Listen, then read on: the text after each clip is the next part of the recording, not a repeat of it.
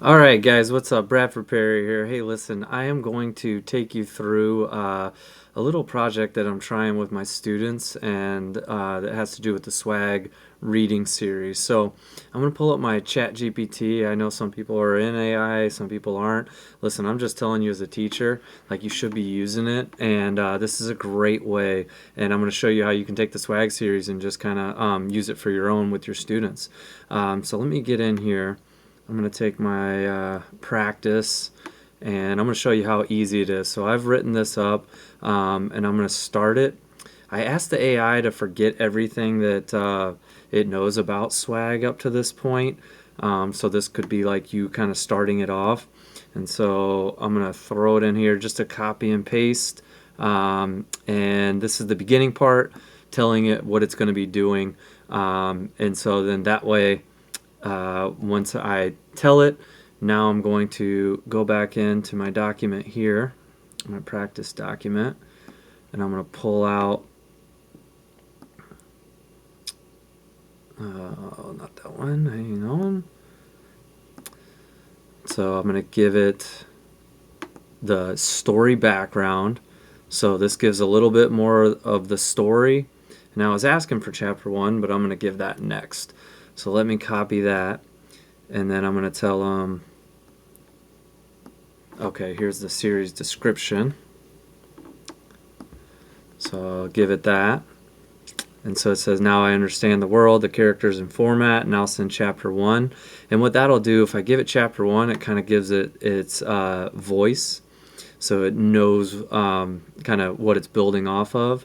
So if I come here, just going to copy and paste this. This is a little intro.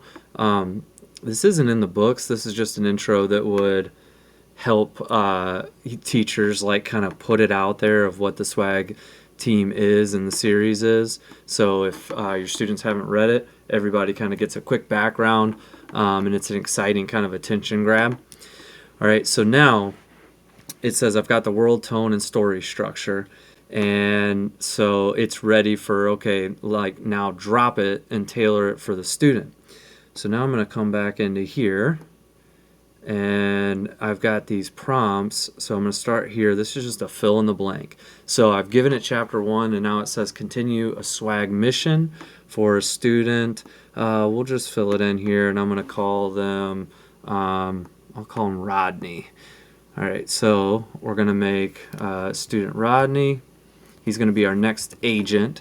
And then let's make Rodney a 5th grader. In 5th grade, reading at about, but hey, Rodney's struggling a little bit. So I'm going to go to the target reading level. I'm going to say 3rd grade. And their game of choice, let's say that Rodney's really into Fortnite because we got a lot of that going on right now, right? Okay, the personality traits. So the strengths and strengths, I might say Rodney is energetic, dislikes school. They always love it when you put that stuff in at school. And then let's see, dislikes school.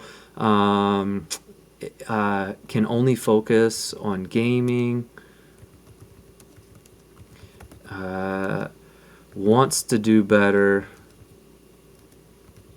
Basically, the more you put into this, I try to like target it exactly to what my students need. Wants to do better, but is in his own head, meaning gets in the way, right? Strengths. I'm just going to take it here, put a little colon, and let's list it. Let's say he's athletic, problem solver. And I'll put when it comes to gaming. And then their growth area, the reading focus skill. Let's just say I want him to work on, I'll say suffixes, okay?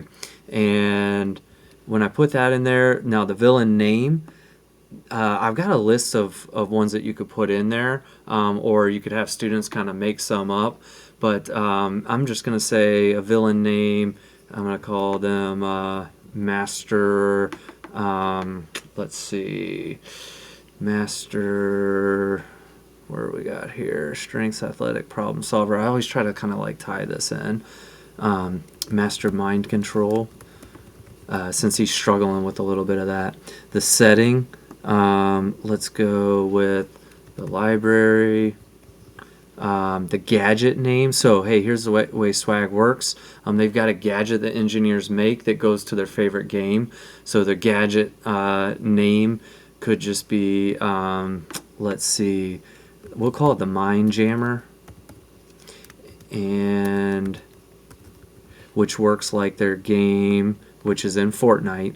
And so then it says here, write a chapter that includes a 200-word read-aloud section for fluency practice, a 500 to 700-word independent reading section at their level with repeated use of, here's where that targeted part comes in. I might say words with suffixes. Again, you can be as specific as you want. The more specific you are, the better. In the mission with a debrief that reviews the skill, reuses target words, and hints that the villain escaped. All right, so now I'm going to put this in here, and that just keeps the story going, so you could keep it for an individual student, that little hint there at the end. All right, so now what we're going to do, so we'll drop this prompt in now that we've tailored it straight for our student, for Rodney. He's going to be the lead character, the main character. You throw it in there. Again, this didn't take very long. We've got Agent Rodney, grade 5, reading level, 3rd grade. So when I copy and paste this, I might put it into a Google Doc and share it with the student, or project it even on a board with the class or with students. But I take out the 3rd grade or whatever. If I have to put it at 1st grade level, I've got some of those, and that's okay too. But you can see here, so it says, Rodney never thought a library could be dangerous. Boring. Boring, sure. Quite quiet, always. But dangerous? Never. Today, that changed. He stood inside the mission room at Swag HQ. The screens glowed red, alarms buzzed, and his new gadget, the Mind Jammer, sat in his hands. It looked like a Fortnite controller, smooth and black with neon blue buttons, shaped like ramps and walls. Dr. Bennett nodded at him. All right, so as you can see, the student's the main character. It throws this in there, gets it for you really quick, and then they'll have this reading section. Okay, so the first part might be a read aloud for you, and so that 200 word, and then you can send them off, have them read this part independently. Again, with them being the main character with something that they like, they absolutely love it. So now down here at the end, there'll be a mission debrief. Okay, so this is what I like to do. If it'll put that skill in focus, and so some examples from the text. You've got jump, add ed, you get jumped, and so you could have them practice, using these suffixes here, and then you've got some comprehension questions to go along with it. And then a final note: the mission is safe for now, but whispers remain in the library. Rodney might have to return soon. All right, now, so you can do this, and then you can just continue it going with the student. And honestly, it's a game changer. It gets students reading. And yeah, I'd love it if you're using the Swag. I think every classroom should have the Swag series going in it. So yeah, hop in if you want. Let me know if you have any questions.